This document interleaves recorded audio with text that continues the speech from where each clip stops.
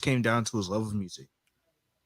Helms Adegeka wants to be a pop star, but when he told his dad he planned to pursue a music degree after his graduation next month from high school, his father wasn't exactly thrilled.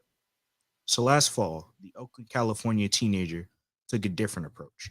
He started applying to colleges, more than 150 of them. Before long, he got an acceptance letter, then another, and another. The trickle became a flood until there were 122 of them, along with some $5.3 million in proposed grants and scholarship offers. CNN views the acceptance letters. His father says he's proud of Helms' 3.94 GPA and had hoped his son would pick a career with financial stability, like medicine or computer technology. Or maybe Helms might follow in his own footsteps as a mechanical engineer, graduate from the University of California, Berkeley. But as he watched Berkeley, What? Berkeley. I'm calling it Berkeley. That doesn't look. I'm sorry, Berkeley. I'm saying, bro, There's like that's Berkeley, bro. ELE, bro. That's What? Berkeley. Like Berkeley is crazy. I mean, if that E wasn't there, then I guess Berkeley. But there's two Exactly, E's. but That's like, bad. Berkeley is that's wild. Steve Berkeley. Mhm. Yeah, that's what she said, boy. That's wild. That's Berkeley. Anyway, but as he watched, oh, my fault. But as he watched the mountain of acceptance letters in his son's room get bigger with every mail delivery, Chris Adegeka's hope dimmed. The messages on the multicolored envelopes beckoned with undeniable enthusiasm. "You're in," one said. "Our family welcomes your family," read another. Mhm. See, that's how it was getting that acceptance letter from UCA and all that their emails and stuff. It was like, "Ooh, yes, sir. Yes, sir. I want to go there. You want me there too? Let's make it happen." Yeah. Ain't nothing discouraging about that, sir. But dude, 150, that's why that's insane. And- okay, I did, but I didn't apply to them though. I didn't ask them, "Hey, you want me?" And they say yes. No, they talked to me. All right, but now to everyone's favorite segment, the what had happened was. Video captures shocking moment when worker comes face to face with black bear at Tennessee Park. A concession stand at an amusement park in Tennessee, coincidentally named Bear Can, had an unlikely customer over the weekend. Around 9:30 p.m. Saturday, a black bear entered Bear Can at Anakista. What? Mall. Okay, it's Anakeesta.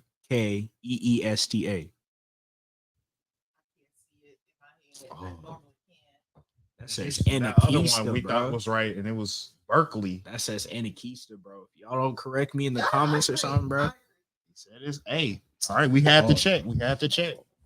Because you know Berkeley. That didn't make no type of sense. Stop, bro. It's Berkeley, bro. Stop. I'm just saying. We had to make sure it was right. Anyway, so where was I? Oh yeah, around 9:30 p.m. Saturday, a black bear entered Bear Can at Anakista, a mountaintop adventure park at Gatlinburg, through the employee entrance, which is off limits to visitors. The park said in the release. Yeah. You said they won't know or heard him. It might.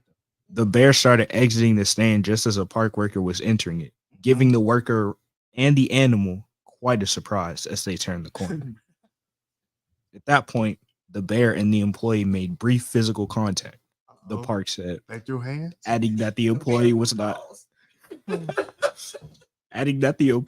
not seriously injured in the encounter and opted not to receive medical attention. I would. Anakista's park operations were also not impacted by the accident, the park said. Nah, that's crazy. Did y'all see the video of that? There was a video we tried to. Well, it's not that we. I tried to play it, but somebody had there. The bear went. Nah. So it went. brief physical encounter where the park worker got beat down, got handled. he got pawned down. Nah. he got handled, and the bear went on about his business. Nah. So Alex, what really had happened? Well, the bear was just getting ready for work. You know, He left something at the office. exactly, bro. He had the wife and kids and everything, bro. He usually worked the night shift. That's Ain't nobody see him then. Ain't Right. got to worry about it. right. And then he saw Reginald, bro. He saw Reginald. Reginald, bro. He always doing the most.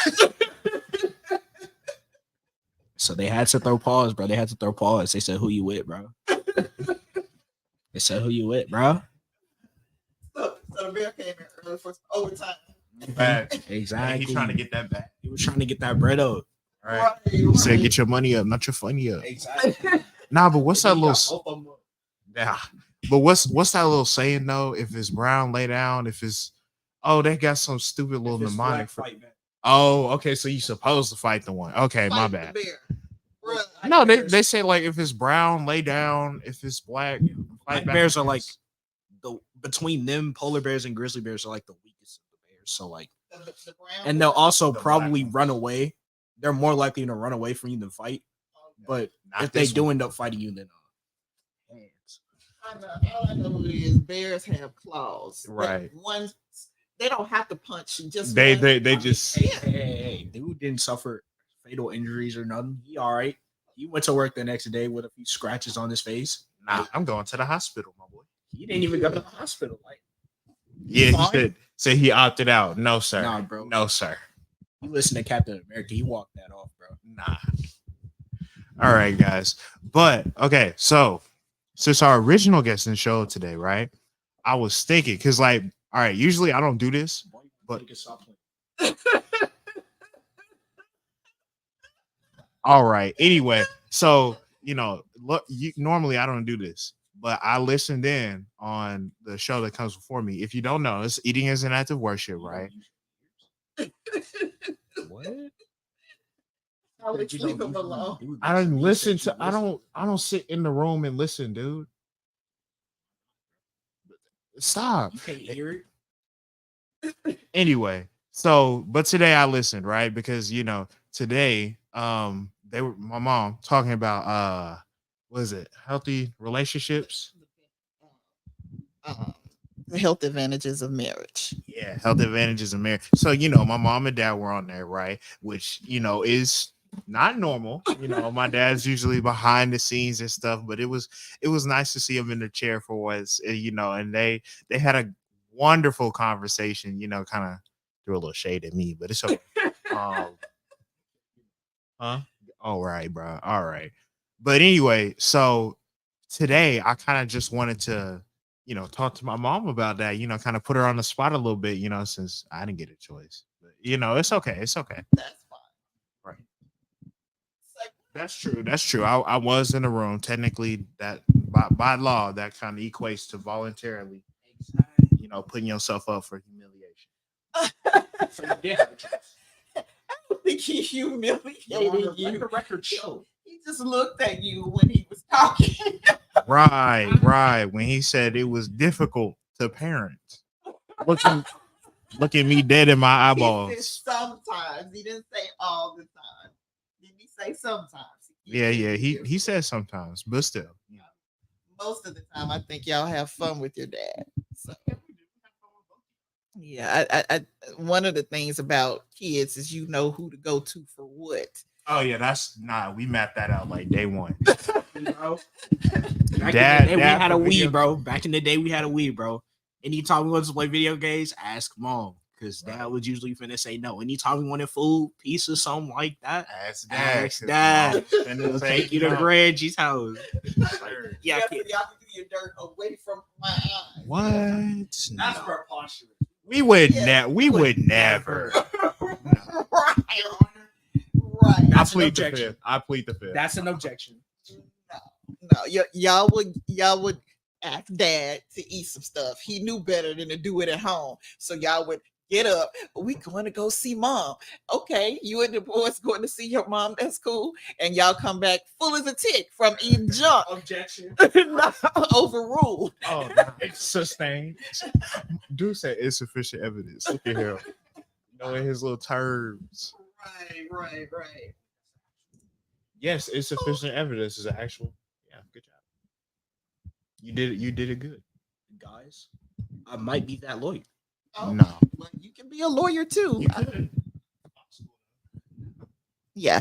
So we gonna make it light on ourselves today. That's much better. Yeah, I thought I might like that. Simple to just easy, much easier to pass it back and forth. All right. So y'all mentioned well, you tell me. Well, on the Eating as an Act of Worship Ministry show, we planned in honor of our 25th anniversary last month to do a show about the health benefits of marriage.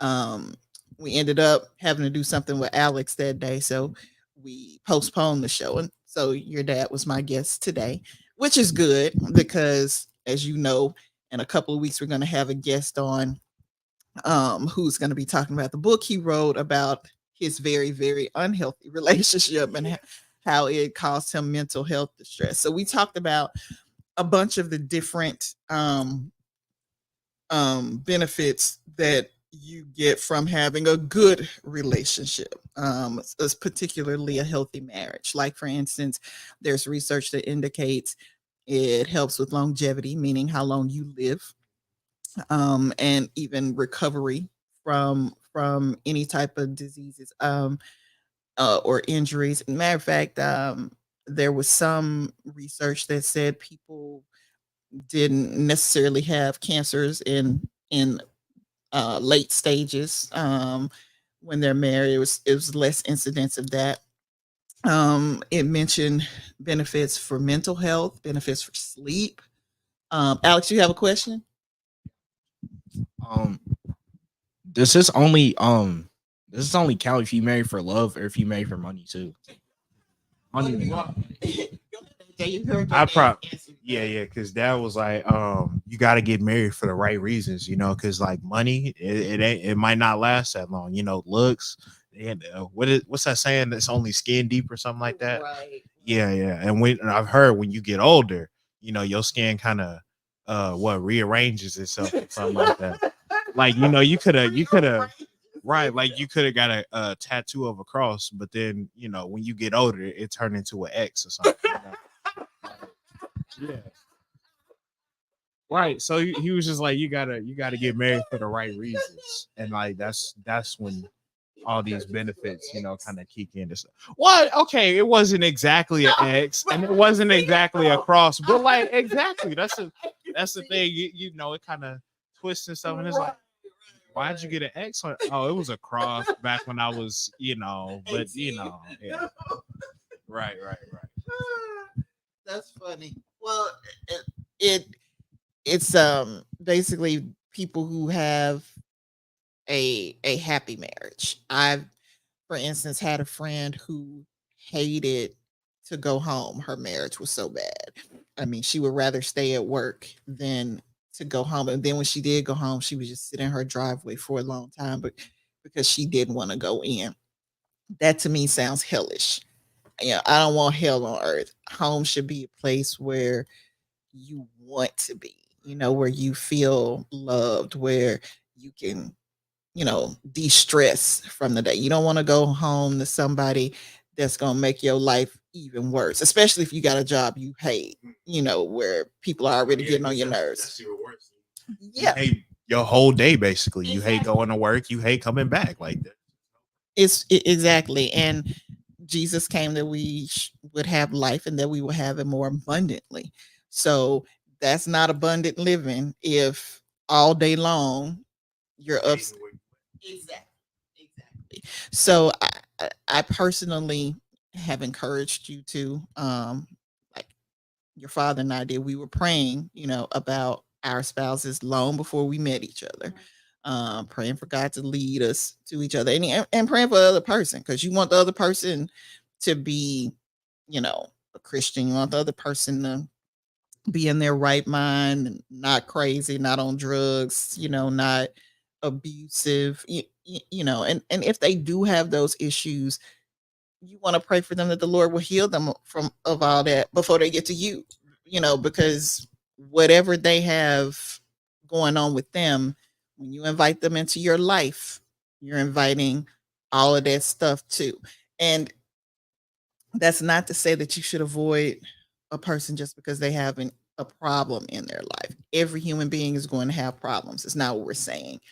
Um, we do want you to realize that there's a difference between having, problem like, oh, her car broke down. She got a flat tire, or her parents are getting divorced, or somebody died, or um, lost a job. That things happen.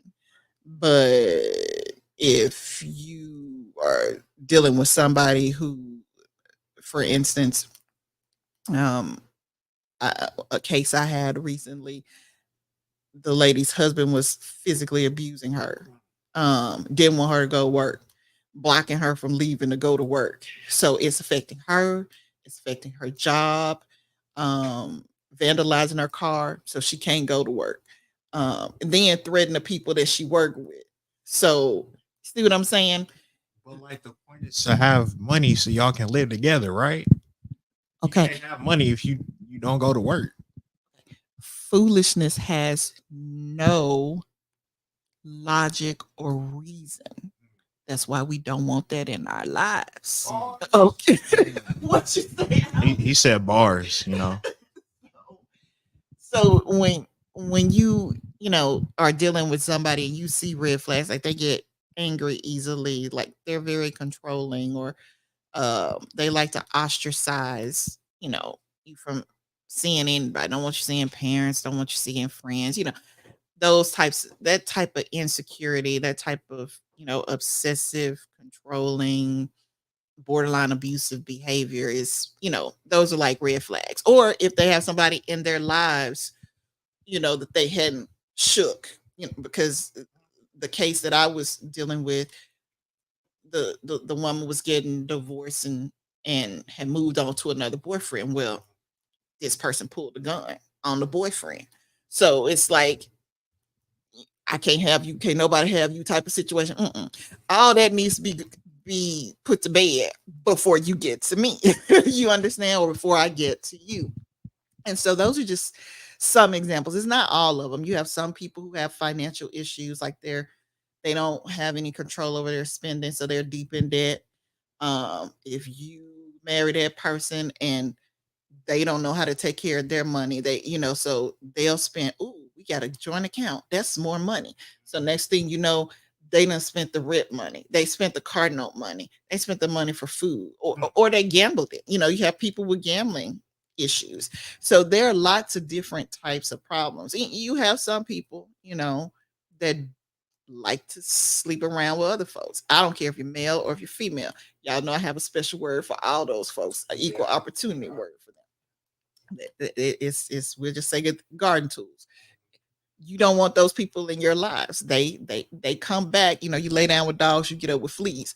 They come back with fleas called STDs. Some of them you can take something for. Some of them they scar you for life. Herpes, you have flare ups. HIV, they can kill you. Why did I know exactly what she was talking about when she said it? She said people who lay up with dogs get fleas. Oh, like what? Literally, there's one that looks kind of like a bug, that you can pick off. They call them crabs. Look like little crabs. Yeah, yeah.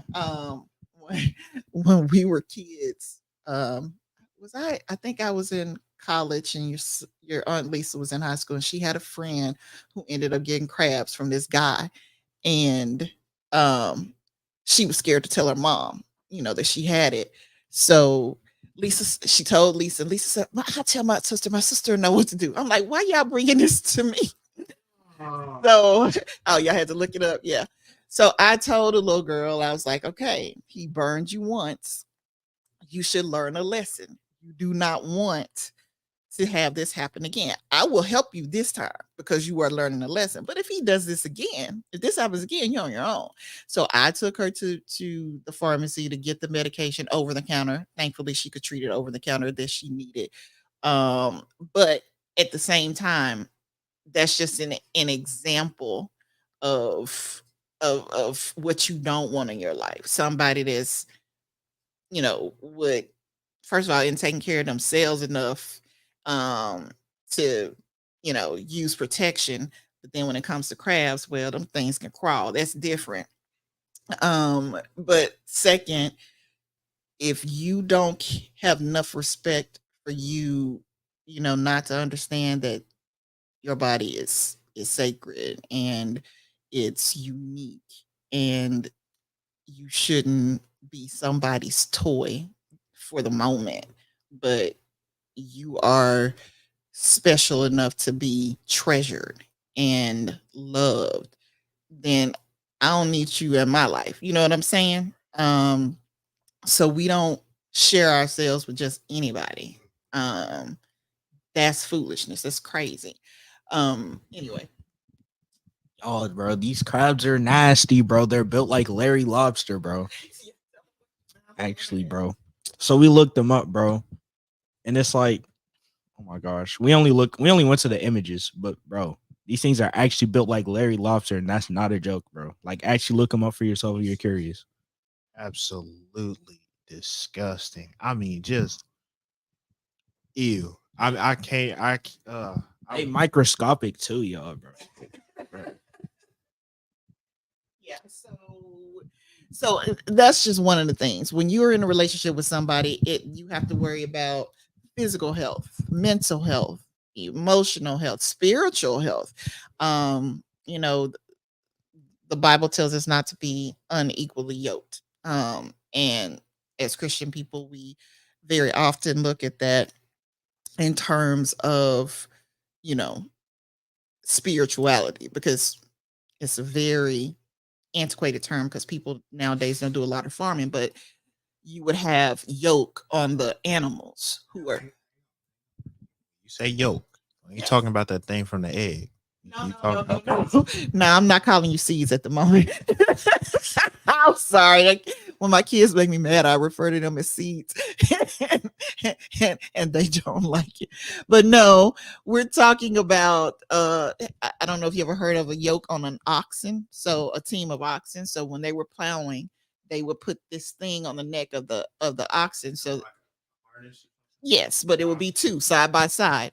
So that, but if you had one that was lopsided, then the oxen wouldn't be able to work very well together.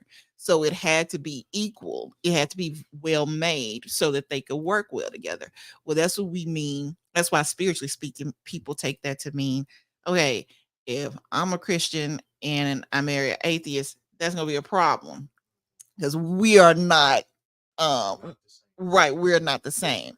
I'm a Christian, I marry a Muslim, that's gonna be a problem, because we are not talking about the same stuff here. We got very different. The only thing we agree on is that there's one God. After that, it's divergent, right? Right. So you need to believe in the same thing. Now, that said, there are people who can have similar beliefs and still differ a little bit. Like, for instance, Aunt Gloria and Uncle Kelvin. Aunt Gloria is a Baptist Christian. Uncle Kelvin is a Church of Christ Christian. Sunday morning, they go to two different churches because the Church of Christ people don't believe in having choirs. They think you're just supposed to sing. They think you're just supposed to sing a cappella. And so they don't have choirs. There are other fundamental differences. But and Gloria was raised Baptist, so they both were raised in different churches. They go to different churches, but they do Bible study together as a married couple.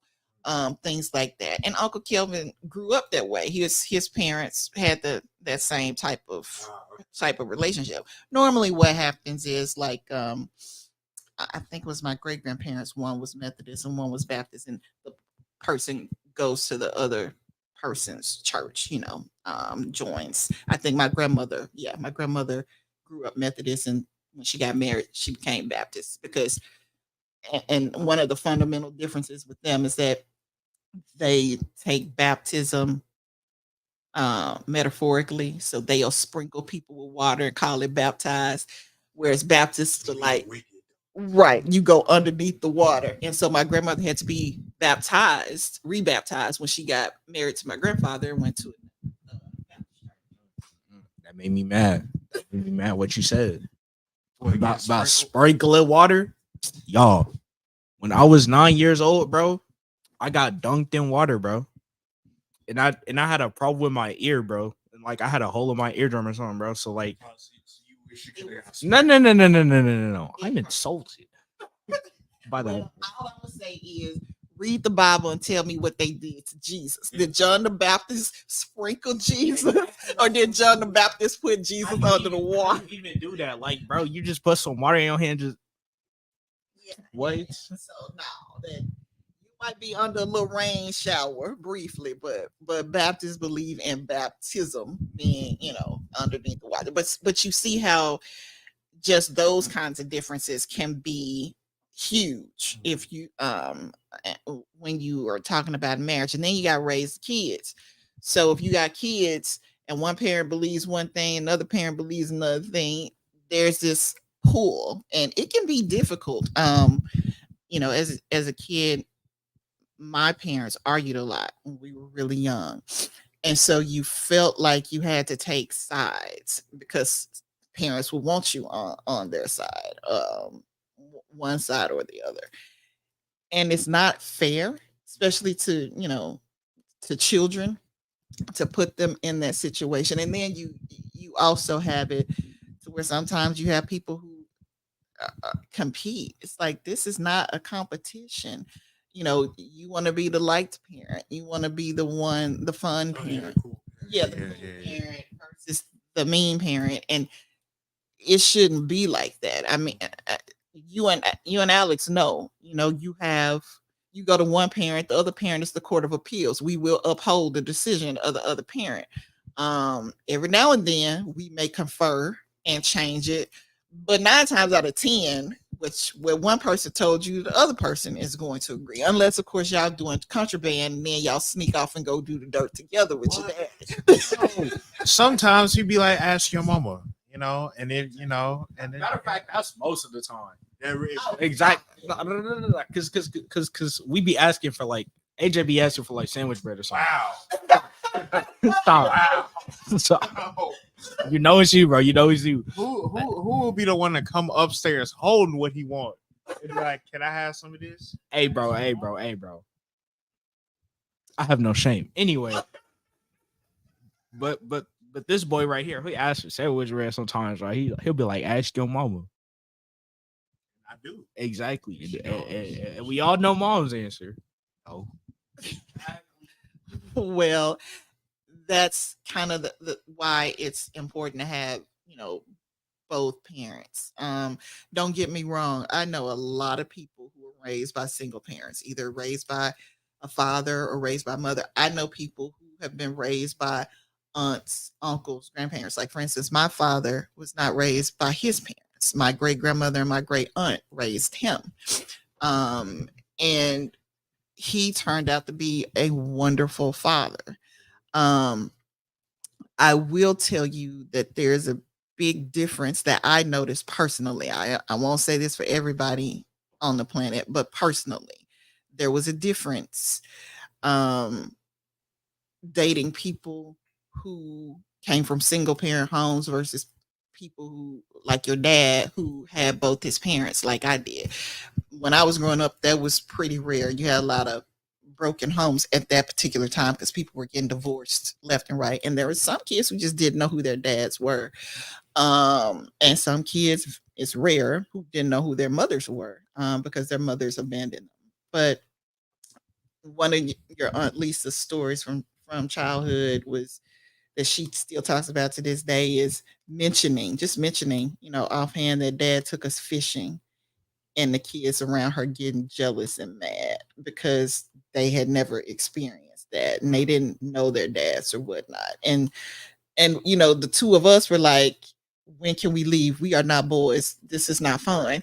But but the fact that other kids were envious, of the fact that we we did this.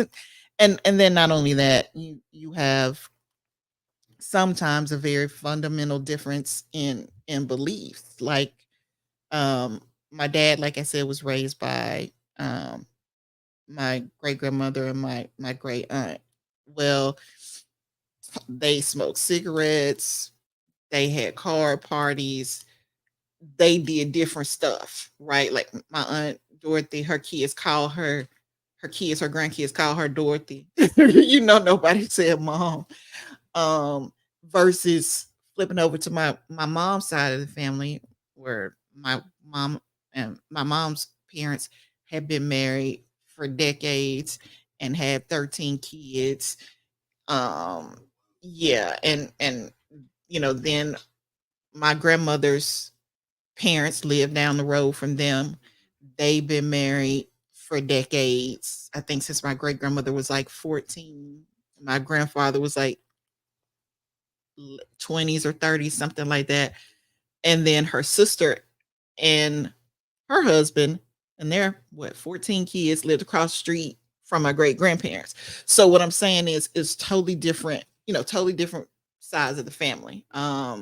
With what you had. My dad had half sisters and brothers. Um and then he just had a lot it was a different dynamic. Um, and so when you date somebody who has that different dynamic than what you're used to, it can be a little, we got to bridge the gap type of thing because it's a different type of lifestyle.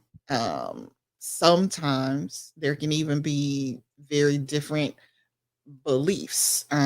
Like I dated this one particular guy. He was raised by his uncles. It was just him and three men living in the house. So guess what they did? Whatever they wanted to do. So like you and Alex have a mom and dad, so you can have girls over, but they have to stay where we can see them and you. We don't get to see rooms or none of that. You know what I'm saying? But with that guy I dated who had three uncles, they didn't care. It's like you could do whatever you wanted to because this was a bachelor pad and they were encouraging all kind of bachelor pad activities. You understand? So you it it it can be very different things. What I'm trying to get you to see. Not gonna lie. We'll be all right. Yeah, he said y'all could have 10 additional minutes. So you have like 4 minutes left. Yeah, yeah, yeah. So, uh, oh, I forgot what I was gonna say. Checking at the time. Ah, oh well. But I think what I was wanting to say was that I wish there was like a little handbook, to dating and stuff, because like that, it's just like there's so much that you have to account for, and that um, you not everybody can teach you, and that I just wish there was like a nice neat guidebook to what the do's and do nots, stuff like that. Well, I'll tell you this. I thank the Lord for the Holy Spirit being with us. Is that Hang on. oh my gosh. My bad, I didn't see you join. Hello. Hi. My fault. I'm looking all at the computer and stuff, and I did not see you. Well, hello. Hi. Glad you could join us. Thank you. I'm Um, an hour late and it's my fault and I sincerely apologize. So I really screwed up, but I'm happy to be here and I quietly sneak in. So thank you for having me. all right. Well, hang on. Give me a moment. Get your information back. Well, we don't want you to because actually their time is almost up. Well, We don't yeah. we don't want you to miss your interview. Would it be better to have you come back and do your full hour? Sure, if you guys would give me that grace, I would happily accept it. I really apologize. I got the time wrong and it's on me. So if you would be kind enough to give me that grace, I would be more than happy to accept. All right. Well, in the meantime, tell everybody who you are and about your book. We'll give them a nice little preview. Yeah. Oh, great. Thank you. Thank you so much. That's very kind of you. My name is Elisa Christensen, Elisa Fortis Christensen, and I'm an author in California. And back in, I think it was 2020, or I released the book in 2020. It took me about 2 years to write it. I wrote a book called The Teen Warrior, Raising Addiction-Resistant Kids. And it was kind of a follow-up book to my first book, which was the Fentanyl Warrior, how I got off and stayed off opiates. I was on doctor-prescribed opiates for 30 years after breaking my back. And I had to figure out a way how to scratch and claw my way out of that black abyss, which I did. And then my focus became, how can we help our teens avoid getting into addiction altogether? And obviously we cannot build an addiction proof teen, but I wanted to see if I could gather um, all the latest research and data, not just from this country, obviously, because this country is not doing too good of a job, but from around the world on what we can do to help our teens build a teenager that as strong and as resilient as we can to help them avoid falling into the pitfalls that lead to addiction. So I wrote the book, and then I felt like, you know what, something's missing. And that's when I got the idea of interviewing three young women and 3 young men, six young people that had gone into the throes of addiction and come out of it. And that was probably the most important part of the book. I really got a chance to ask them, what led you into addiction, because they all came from pretty average families in the US, and what happened and what could your parents have done to help keep you from going down that path. And the interviews I got out of these young people were just astounding, and so poignant and meaningful.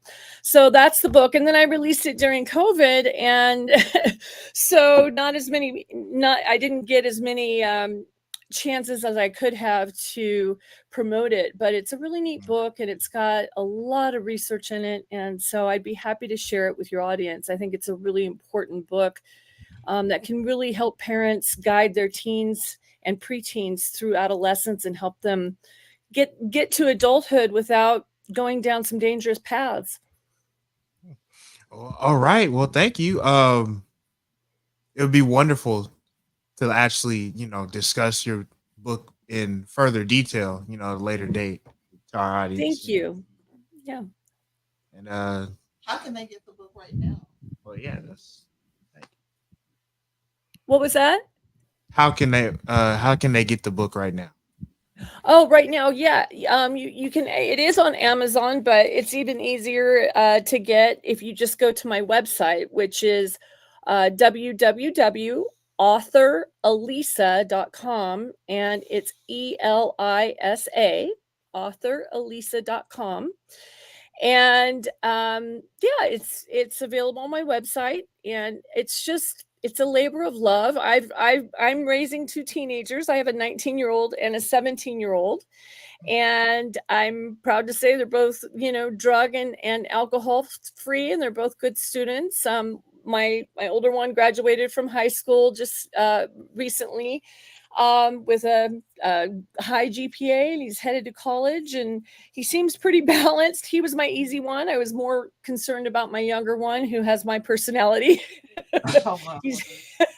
He's more of the risk taker and the A personality, but he seems to be doing good too. But there's just no guarantee, and I realize that. And in today's world, it's so difficult. So I just took everything I had and all the research I did for 2 years and put it all together and just tried to give parents kind of a guide to get these kids through adolescence in the most productive, safe way we can. Oh, sorry.